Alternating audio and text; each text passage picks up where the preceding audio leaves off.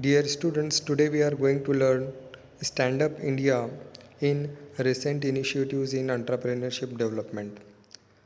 Entrepreneurship development के recent initiatives में हमने सबसे पहला देखा था स्टार्टअप इंडिया। अब उसके बाद देखना है stand up India. Startup India में हमने देखी नंबर ऑफ़ स्कीम जिससे एंटरप्रेन्योरशिप डेवलपमेंट प्रोग्राम है, एंटरप्रेन्योरशिप इंस्टीट्यूशंस इस्टेब्लिश किए गए हैं नए एंटरप्रेन्योर्स को क्रिएट करने के लिए। तो स्टैंड अप इंडिया भी ये एक रिसेंट इनिशिएटिव्स है एंटरप्रेन्योरशिप डेवलपमेंट में। तो आज देखते हैं कि स्टैंड अप इंडिया क्या है। स्टैंड अप इंडिया का ये आप चार्ट देख रहे हैं जिसमें स्टैंड अप इंडिया इकोसिस्टम बताया गया है। स्टैंड अप इंडिया इकोसिस्टम किस तरह से काम करता है, किस तरह से एंटरप्रेन्योरशिप डेवलपमेंट प्रोग्राम होते हैं, इंस्टीट्यूशंस होते हैं, एंटरप्रेन्योर को डेवलप किया जाता है इस स्कीम के ज़रिए। और इस स्कीम का क्या ऑब्जेक्ट है, क्या एम्स हैं, क्या पॉलिसी है, ये सारे डिटेल्स हम आज इस लेक्चर में देखेंगे। तो स्टैंड अप इंडिया इकोसिस्टम में आप देख रहे हैं कि इतनी स्कीम्स हैं। राइट साइड में आप देख रहे हैं rural self employment training institutes, vocational training centres, MSME development institutions, state SC ST development and financial corporation industries association, district industry centres, Dalit India chamber of commerce and industry, skill centres, women entrepreneurship association.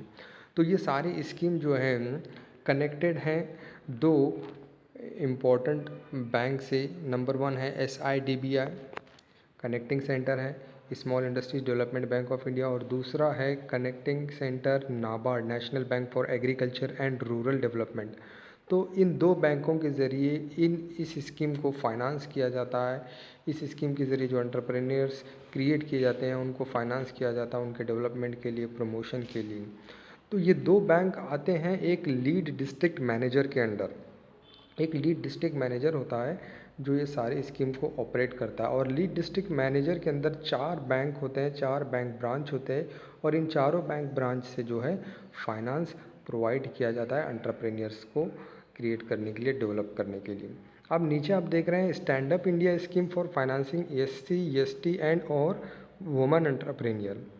Stand up India ये scheme जो है सिर्फ़ और सिर्फ SC/ST और women entrepreneur category के लोगों के लिए है। तो यही लोग जो है इस स्कीम का फ़ायदा उठा सकते हैं, SC, scheduled tribe, scheduled caste और वुमेन एंटरप्रेन्योर्स।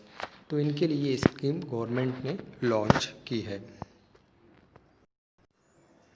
अब इसके बाद हम देखते हैं objectives of stand up India. Stand up India इस स्कीम के क्या ऑब्जेक्टिव्स हैं? The objectives of the Stand Up India scheme is to facilitate bank loan between rupees 10 lakh and rupees 1 crore to at least one scheduled caste SC or scheduled tribe ST borrower and at least one woman borrower per bank branch for setting up a greenfield enterprise. Stand up India scheme का main object जो है bank loan facilitate करना है, bank loan provide करना है, और bank loan की जो अमाउंट है 10 लाख रुपीज़ से 1 करोड़ तक है। और ये बैंक लोन प्रोवाइड किया जाएगा कौन से कैटेगरी को? SC, ST और एक वुमन को कम से कम एक बैंक ब्रांच से। तो लीड मैनेजर के अंडर मैंने बताया आपको 4 बैंक ब्रांच आते हैं, तो एक ब्रांच से कम एक SC, एक ST और एक वुमन एंटरप्रेन्योर जो है ग्रीनफील्ड एंटरप्राइज के लिए जो है 10 लाख से 1 करोड़ तक लोन प्रोवाइड किया जाएगा। ग्रीनफील्ड एंटरप्राइज यानी वो एंटरप्राइज जो न्यूली इस्टेब्लिश किया गया है मैन्युफैक्चरिंग सेक्टर, सर्विस सेक्टर और ट्रेडिंग सेक्टर में। तो न्यू वेंचर जो होता है उसको ग्रीनफील्ड एंटरप्राइज कहा जाता है। This enterprise may be in manufacturing, service और द ट्रेडिंग सेक्टर। तो ये एंटरप्राइज मैन्युफैक्चरिंग में भी हो सकता है या सर्विस में भी हो सकता है या फिर ट्रेडिंग सेक्टर में भी हो सकता है। In case of non individual enterprises at least 51% of the share holding and controlling stake should be held by either SC, ST और वुमन एंटरप्रेन्योर। अगर ये नॉन इंडिविजुअल एंटरप्राइज है, नॉन इंडिविजुअल यानी ये ग्रुप ऑफ इंडिविजुअल्स का enterprise है, तो उसमें 51% जो शेयर होता है, शेयर और कंट्रोलिंग पावर या तो SC या फिर ST या फिर वुमन एंटरप्रेन्योर के हाथ में होना चाहिए। तो ये थे objectives of stand up India. अब इसके बाद हम देखते हैं eligibility for stand up India scheme. Stand up India scheme का बेनिफिट लेने के लिए कौन कौन सी चीज़ें होना ज़रूरी होता है, क्या इसकी एलिजिबिलिटी हमको देखना है। नंबर 1, SC, ST एंड और woman entrepreneur above 18 years of age. तो इस स्कीम का बेनिफिट सिर्फ SC scheduled caste, ST scheduled tribe और वुमन एंटरप्रेन्योर ही इसका बेनिफिट ले सकते हैं और उनका एज जो है 18 ईयर्स से ऊपर होना चाहिए। नंबर 2, सेकेंड एलिजिबिलिटी है loans under the scheme are available for only greenfield project. Greenfield signifies the first time venture of the beneficiary in the manufacturing or service or trading sector। इस scheme में loan सिर्फ greenfield project के लिए available होते हैं। Greenfield project यानी वो project होता है जो फर्स्ट टाइम वेंचर होता है बेनिफिशियरी का मैन्युफैक्चरिंग या सर्विस सेक्टर में या फिर ट्रेडिंग सेक्टर में। तीसरी एलिजिबिलिटी है in case of non individual enterprises 51% of the shareholding and controlling stake should be held by the SC, ST and और woman entrepreneur। अगर नॉन इंडिविजुअल एंटरप्राइज है यानी ग्रुप ऑफ इंडिविजुअल एंटरप्राइज है तो उसमें 51% शेयर्स और controlling power जो है कि SC या ST या फिर वुमन एंटरप्रेन्योर के हाथ में होना चाहिए। तो ये थे eligibility for stand up India scheme. अब नेक्स्ट हम देखते हैं नेचर ऑफ लोन, किस तरह का लोन प्रोवाइड करते हैं इस स्कीम के ज़रिए government. Composite loan, inclusion of term loan and working capital between ₹10 lakh and up to ₹1 crore. तो कंपोजिट लोन प्रोवाइड किया जाता है जिसमें टर्म लोन भी होता है और वर्किंग कैपिटल। टर्म लोन जो है फिक्स्ड एसेट परचेस करने के लिए और उसके बाद वर्किंग कैपिटल, इस तरह से दोनों मिलाकर जो है 10 लाख से लेकर 1 करोड़ तक लोन प्रोवाइड करती है गवर्नमेंट इस स्कीम के under. Next, purpose of loan, इस लोन प्रोवाइड करने का पर्पस क्या है। For setting up new enterprise in manufacturing, trading और service sector by SC, ST woman entrepreneur.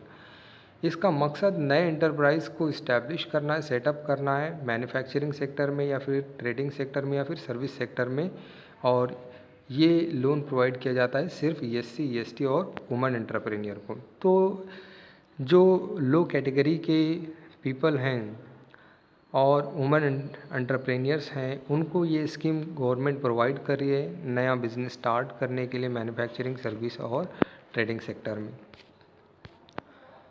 Size of loan, loan का साइज़ कितना होता है यहाँ पर हमको देखना है कितना लोन प्रोवाइड किया जाता है। Composite loan of 75% of the project cost inclusive of term loan and working capital. Composite loan provide किया जाता है 75% ऑफ प्रोजेक्ट कॉस्ट, जितना भी प्रोजेक्ट कॉस्ट होता है बिजनेस का, वेंचर का, उसका 75% गवर्नमेंट प्रोवाइड करती है टर्म लोन और वर्किंग कैपिटल की शक्ल में। However it will not be applicable if the borrowers contribution along with the conversion support from any other scheme exceeds 25% of the project cost. लेकिन ये उस बोरोवर्स के लिए एप्लीकेबल नहीं है जिसमें उसका खुद का कंट्रीब्यूशन होता है और दूसरी एजेंसी और दूसरी स्कीम के सपोर्ट के ज़रिए जिसमें उसका कंट्रीब्यूशन प्रोजेक्ट कॉस्ट का 25% से ज़्यादा अगर होता है तो उसमें गवर्नमेंट ये फैसिलिटी प्रोवाइड नहीं करती है, लोन प्रोवाइड नहीं करती, तो इससे पर्सन के लिए ये एप्लीकेबल नहीं है।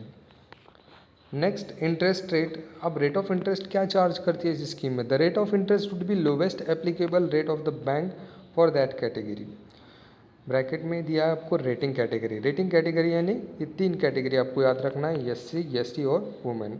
तो रेट ऑफ इंटरेस्ट जो होता है यहाँ पर लोवेस्ट रेट होता है। बैंक जो लोन के ऊपर रेट ऑफ इंटरेस्ट चार्ज करती है वो बहुत ही लो रेट ऑफ इंटरेस्ट होता है और ये रेट ऑफ इंटरेस्ट सिर्फ SC, ST और वुमेन एंटरप्रेन्योर्स को प्रोवाइड किया जाता है। Not to exceed base rate MCLR plus 3% tenor premium.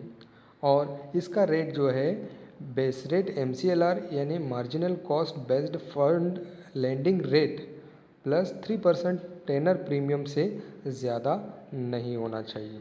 MCLR marginal cost fund rate जो होता है ये लोवेस्ट रेट माना जाता है बैंक का, मिनिमम रेट ऑफ इंटरेस्ट होता है और इससे नीचे बैंक किसी को जो है लोन प्रोवाइड नहीं कर सकती। उसके बाद प्लस 3% टेनर प्रीमियम, 3% ही टेनर प्रीमियम होना चाहिए, उससे ज़्यादा नहीं होना चाहिए। टेनर प्रीमियम जो है ना, ये मैच्योरिटी पीरियड जो होता है उसके ऊपर जो है बैंक ये जो है फीस चार्ज करती है। उसके बाद next security composite beside primary security the loan may be secured by collateral security or guarantee of credit guarantee fund scheme for stand up India loans as decided by the bank। अब यहाँ पर loan के ऊपर जो security provide की जाती है, यहाँ पर प्राइमरी सिक्योरिटी तो होती है, उसी के साथ साथ कोलैटरल सिक्योरिटी भी होती है। और ये लोन को सिक्योरिटी गवर्नमेंट की इस स्कीम के ज़रिए भी प्रोवाइड की जाती है, जिसका नाम credit guarantee fund scheme for stand up India loan, जो बैंक डिसाइड करती है। तो इस तरह से सिक्योरिटी जो है गवर्नमेंट की तरफ से इस लोन के ऊपर मिलती है बैंक को। Next repayment the loan is repayable in 7 years with a maximum moratorium period of 18 months। Loan का रिपेएबल पीरियड जो होता है 7 years होता है और उसका मैक्सिमम मोरेटोरियम पीरियड जो होता है 18 months का होता है। Working capital for withdrawal of working capital up to 10 lakh the same may be sanction by way of overdraft. अगर 10 लाख तक का वर्किंग कैपिटल विड्रॉवल है तो इस स्कीम के ज़रिए ओवरड्राफ्ट सैंक्शन किया जाता है। ओवरड्राफ्ट के ज़रिए जो है 10 लाख तक का वर्किंग कैपिटल विड्रॉ कर सकता है। RuPay debit card to be issued for convenience of the borrower. Bank के ज़रिए रुपे डेबिट कार्ड इशू किया जाता है। रुपे डेबिट कार्ड ये एक जो है इंडियन कंपनी का जो है कार्ड लॉन्च किया गया है, गवर्नमेंट इंडिया में लॉन्च किया गया है, जो डेबिट और क्रेडिट कार्ड फैसिलिटी प्रोवाइड करता है, जिससे हम ऑनलाइन ट्रांजैक्शन कर सकते हैं। Working capital limit about 10 lakh to be sanction by way of cash credit limit. अगर वर्किंग कैपिटल की लिमिट 10 लाख से ज़्यादा है तो इसको कैश क्रेडिट के ज़रिए जो है सैंक्शन किया जाए। कैश क्रेडिट यानी इसका एक सेपरेट अकाउंट बनाया जाता है और उसमें यह अमाउंट डिपॉजिट की जाती है और बाद में जो है स्कीम होल्डर जो है इसको विड्रॉ कर सकता है। Margin money. The scheme envisages 25% margin money which can be provided in convergence with the eligible central और state scheme। ये स्कीम के ज़रिए जो है 25% जो है मार्जिन मनी इमेजिन की जाती है, जो कि स्टेट और सेंट्रल गवर्नमेंट के कन्वर्जन से ये प्रोवाइड किया जा सकता है। मार्जिन मनी जो होता है ये डिफरेंस होता है amount of investor and total amount borrowed by the investor. तो कितना इन लोन बोरो कर रहा है उसके ऊपर 25% मार्जिन मनी प्रोवाइड करती है, यानी उतना ज़्यादा जो है इन्वेस्टमेंट कर सकता है, उतना ज़्यादा बोरो कर सकता है।